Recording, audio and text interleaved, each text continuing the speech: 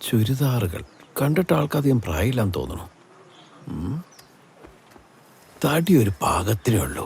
ഇനിയിപ്പോ തടി കൂടിയാലെന്താ? അത് ശരി, തുണിയുടെ അടിയില്. അപ്പൊ ഇതാണല്ലേ ടെക്നിക്ക്. വൃത്തികേട് കാണിക്കരുത്. കാക്ക അതോ? അല്ലല്ല, കാക്ക കൊത്തി തറയിലിട്ടു. മുങ്ങാ പിള്ളേര് മുങ്ങിയെടുത്തു. നീ എന്നെ കൊടുത്ത് പറയിപ്പിക്കരുത്. കൂടുതലൊന്നും പറയരുത്. ഞാൻ കുളി കഴിഞ്ഞ് ഇറങ്ങിയുള്ളൂ. തെറി കൊണ്ട് അഭിഷേകം ചെയ്യരുത്. അത് താങ്ങാനുള്ള കരുത്ത് എനിക്കില്ല. അയ്യോ, മനുഷ്യനെ നാണം കെടുത്താൻ വേറെ ഒരു തുണി തൊട്ടാലും ഇത്രയും പ്രശ്നമില്ല. അവിടെ കിടക്ക. എന്റെ അമ്മേ. ചേട്ടത്തി, എന്താ ഇത്? കുറച്ച് കൊടംപുളിയാ. രതീഷ് നാട്ടിൽ നിന്നുണ്ടോ? കാശ് വാടകയെന്ന് കുറയ്ക്കോ?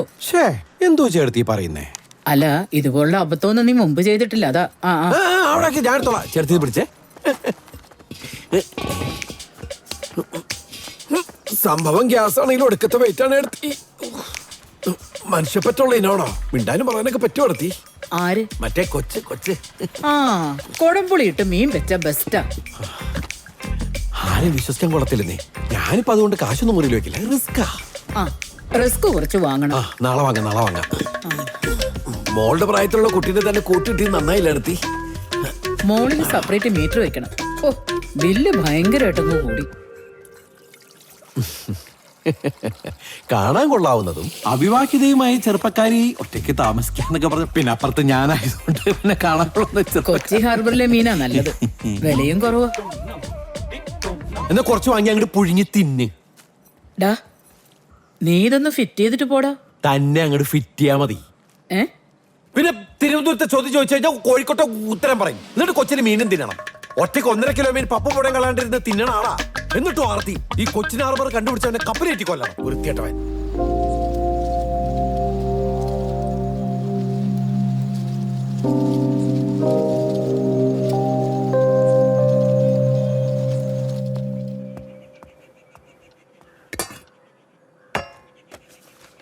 സോറി, 2 ദിവസം പുറത്തുനിന്ന് കഴിക്കണം. നല്ല സുഖമില്ല, വയറുവേദന.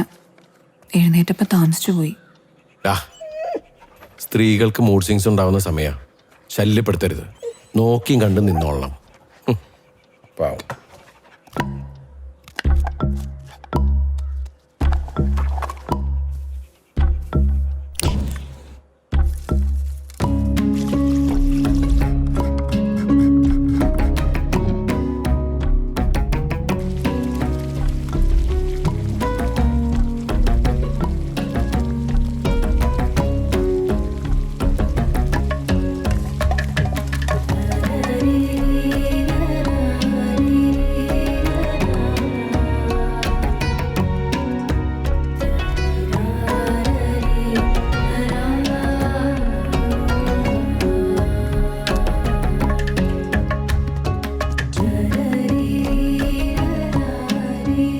ആത്മാർത്ഥമായിട്ട് നടത്തിയ പരിശ്രമമാണ്.